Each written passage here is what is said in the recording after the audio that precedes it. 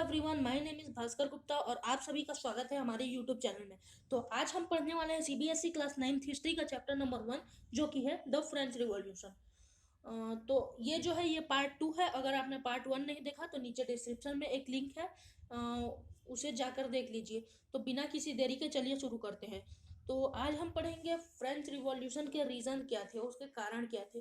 तो पहला रीज़न है वो है फ्रेंच लव फाइट्स। जो फ्रांस था उसे लड़ाई झगड़ा वॉर करना बहुत पसंद था। There war went for a long period of time. अब वॉर ऐसा तो है नहीं कि एक दो दिन में खत्म हो जाए, बहुत लंबे समय के लिए चलता था। Lots of money spend during the war, और उस वॉर के दौरान बहुत सारा पैसा खर्च हो जाता था। अगर मान के चलिए एक बम की कीमत 1,000 रुपये है, तो अगर वो बम 5 लोगों को भी मारते हैं तो उसके पीछे 1,000 रुपये तो लग गया ना। तो ऐसे ही बहुत सारे बम्स, बहुत सारे वेपन्स लगे होंगे उस वॉर के दौरान। तो ये था पहला रीजन। अब देख लेते हैं दूसरा रीजन क्या है। तो दूसरा रीजन है वो है maintenance of palace of Versailles. राजा का एक पैलेस था वर्सलिस में, उसके रख रखाव में। वहाँ का पेंट बढ़िया है नहीं है, वहाँ का फर्श बढ़िया है नहीं है, तो इसमें भी पैसे लग जाते थे। अब जो तीसरा रीजन है वो है ब्रिटेन वॉज फ्रांस एनिमी। जो ब्रिटेन था वो फ्रांस का एनिमी था। ध्यान से समझना, जो ब्रिटेन था वो फ्रांस का एनिमी था। और अमेरिका के जो 13 कॉलोनीज थे वो अमेरिका के जो 13 कॉलोनीज थे वो ब्रिटेन के अंदर आते थे। तो जो लुइस 16 था फ्रांस का राजा, उसने क्या किया, उसने उन सारे कॉलोनीज को रिलीज करवा दिए, वॉर करके, लड़ाई करके उन सारे कॉलोनीज को रिलीज करवा लिए। And we all know lots of money spend during war. और हम सभी जानते हैं कि बहुत सारा पैसा खर्च हो जाता है वॉर के दौरान। तो देखते हैं फोर्थ रीजन क्या है। तो जो फोर्थ रीजन है वो है because of all France was in डेप्थ। इन सभी के कारण जो फ्रांस था वो डेप्थ में चला गया, कर्जे में चला गया। इतने वॉर करके उसके पैलेस के रख रखाव में इतना सारा पैसा खर्च हो जाता था कि वो फ्रांस पूरा डेप्थ में चला गया। At that time the currency of France was livre. और उस समय जो फ्रांस की करेंसी थी वो लियोर थी। ये आपको लियोर का डायग्राम दिख रहा होगा। After 1794 this currency was ban. 1794 के बाद जो ये करेंसी थी लियोर, वो बैन हो गई। फ्रांस वॉज इन डेप्थ ऑफ ऑलमोस्ट 2 बिलियन लियोर। और जो फ्रांस है वो लगभग 2 बिलियन लियोर के कर्जे में चली गई। आप चाहें तो इन सभी पॉइंट्स का स्क्रीनशॉट ले सकते हैं, आपको नोट्स बनाने का आसानी होगी। तो देख लेते हैं फिफ्थ रीजन क्या है। जो फिफ्थ रीजन है वो है the parties who gave money to government. जो पार्टीज गवर्नमेंट को पैसा देती थी यूज टू कलेक्ट 10% इंटरेस्ट। जो मतलब 10% का इंटरेस्ट लेती थी, ब्याज लेती थी। तो as a result government has to pay a big amount of interest. तो गवर्नमेंट को बहुत बड़ा अमाउंट ऑफ इंटरेस्ट देना पड़ गया, ब्याज देना पड़ गया। तो जो सिक्स्थ रीज़न है वो है अदर एक्सपेंडिचर्स। मतलब बहुत सारे खर्चे होते हैं, उतनी बड़ी सोसाइटी है तो पोस्ट ऑफिस भी होंगे, उसके मेंटेनेंस के लिए यूनिवर्सिटीज़ भी होगी, यूनिवर्सिटीज़ के मतलब मेंटेनेंस के लिए, और सैलरीज टू एम्प्लॉयज़। जो राजा के पैलेस में जो मतलब जो एम्प्लॉयज़ काम करते होंगे उनकी सैलरी के लिए। अब देख लेते हैं सोसाइटी ऑफ फ्रांस। जो फ्रांस की सोसाइटी थी वो 3 सोसाइटी में बटी हुई थी, फर्स्ट स्टेट, सेकंड स्टेट और थर्ड स्टेट। तो जान लेते हैं कि ये फर्स्ट, सेकंड और थर्ड स्टेट क्या है। तो जो फर्स्ट स्टेट है वो है the people who work in church. जो चर्च से रिलेटेड होते हैं वो फर्स्ट स्टेट में आते हैं और उन्हें हम क्लर्जी कहते हैं।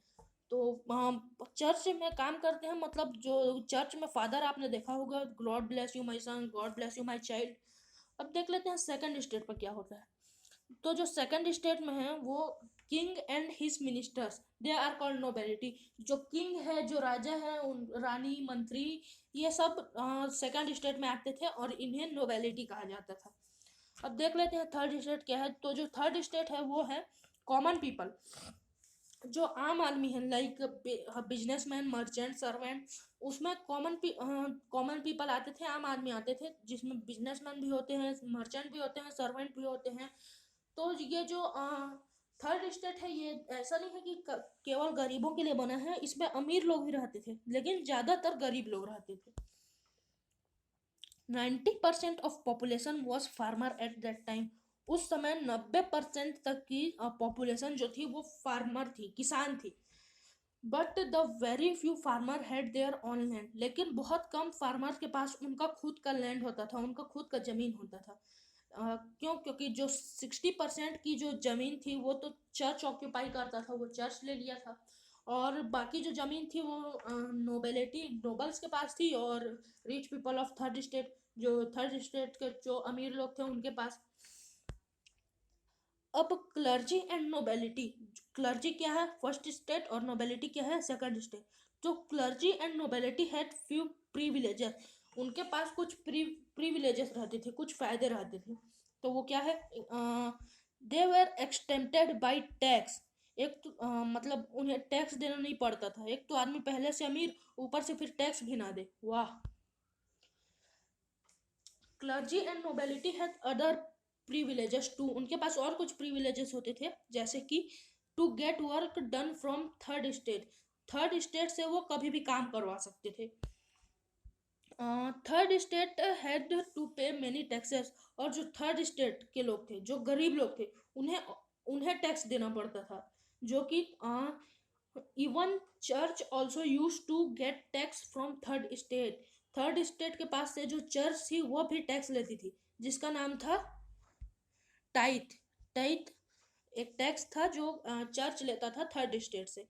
10%, जिसमें होता क्या था, जो 10% की जो क्रॉप है वो चर्च को देना पड़ता था। जो थर्ड स्टेट के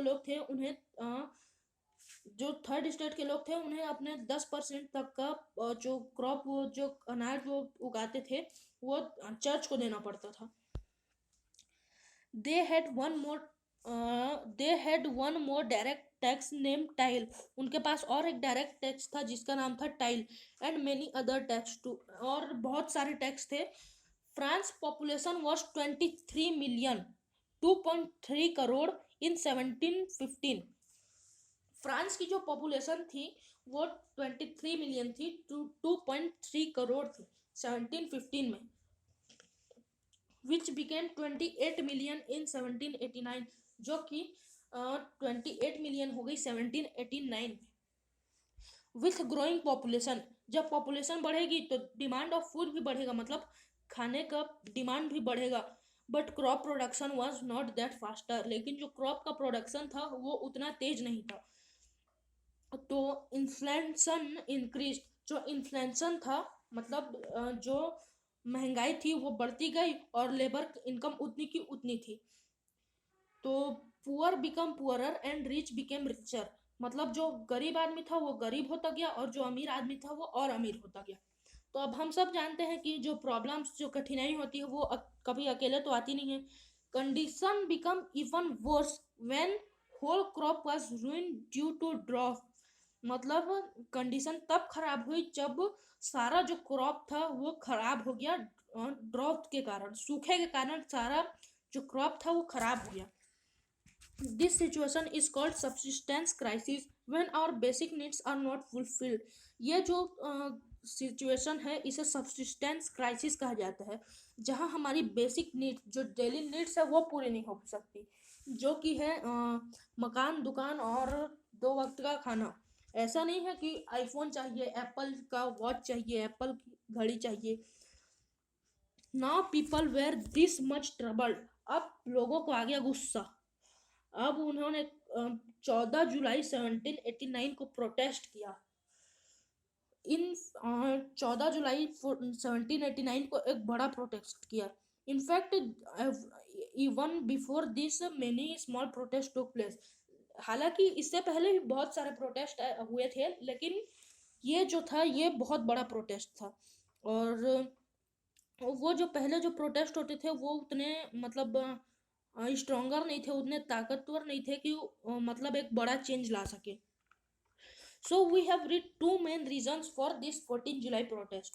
तो हमने 2 बिग रीजन पढ़े इस 14 जुलाई के प्रोटेस्ट के लिए, जो कि है, पहला है इंक्रीजिंग टैक्स, टैक्स का बढ़ना, और दूसरा है फूड प्राइस वाज इंक्रीजिंग, जो खाने का जो प्राइस है वो बढ़ रहा था, इंक्रीज हो रहा था। philosophers played an important role in getting people united and motivated for this protest. जो philosophers थे उनका भी बहुत बड़ा हाथ था, मतलब बहुत बड़ा हाथ था इस प्रोटेस्ट के लिए। तो जो पहले फिलोसोफर थे उनका नाम था जॉन लॉक, और दूसरे जो फिलोसोफर्स थे उनका नाम था जीन जैक्स रोसेयू। तो this both gave ideas that there should be a society. इन दोनों ने आइडिया दिया कि एक there should be a society, एक सोसाइटी होनी चाहिए वेयर एवरीवन हैज फ्रीडम, जहाँ सभी के पास फ्रीडम हो, सभी आज़ाद हो, and all the loss must be equal implemented on everyone, और सभी लॉस सभी के लिए बराबर हो। बिल्कुल सही बात है। अब जो जॉन लॉक था उसने एक बुक लिखी जिसका नाम था two treatises of government, where he spoke अब इल अबाउट मोनार्की सिस्टम, जहां उसने खराब बोला मोनार्की सिस्टम को। मोनार्की सिस्टम क्या है? जहां सारी पावर सिर्फ एक ही इंसान के पास होती थी, किंग के पास। किंग ने कहा यहाँ सड़क बनेगी मतलब यहाँ बनेगी, no if no but only monarchy, and pointed out so many faults in that, और बहुत सारे मतलब फॉल्ट गिनाए मोनार्की सिस्टम में। ये है उसका book two treatises of government. On the other hand, Jean Jacques Rousseau wrote a book named The Social Contract। जो दूसरी तरफ जो और एक फिलोसोफर थे मिस्टर जीन जैक रोसेयू, उन्होंने भी एक बुक लिखी जिसका नाम था the social contract. In this book, he wrote that there must be a government leader who listen to common man's problem। इन्होंने इस बुक में लिखा कि जो इन्होंने इस बुक में लिखा कि गवर्नमेंट, एक ऐसा गवर्नमेंट लीडर होना चाहिए जो कॉमन मैन की प्रॉब्लम भी सुने, जो आम आदमी की प्रॉब्लम भी सुने। One more philosopher named Montesquieu, और एक फिलोसोफर था जिसका नाम था Montesquieu, suggested that the three branches of government, जो हमारी थ्री ब्रांचेस हैं गवर्नमेंट की, लेजिस्लेटिव, एक्सिक्यूटिव और जुडिशरी, इन्होंने कहा कि ये तीनों में पावर बटी होनी चाहिए, और जैसे राजा भी कोई कुछ गलती करता हो तो उसे समझाने वाला होना चाहिए कि भाई तू ये गलत कर रहा है, और अगर तू गलत करेगा तो तुझे इसकी सजा जरूर मिलेगी। तो मोंटेस्क्यू ने ये कहा, और so ideas given by this philosopher, तो इन फिलोसोफर्स के द्वारा दिया गया आइडिया इन्हें बहुत मतलब फ्रांस के लोगों को बहुत पसंद आया, और सभी जगह इसके चर्चे होने लगे। तो आपको ये वीडियो, उम्मीद है आपको ये वीडियो पसंद आया होगा। मिलते हैं नेक्स्ट पार्ट में। Thank you.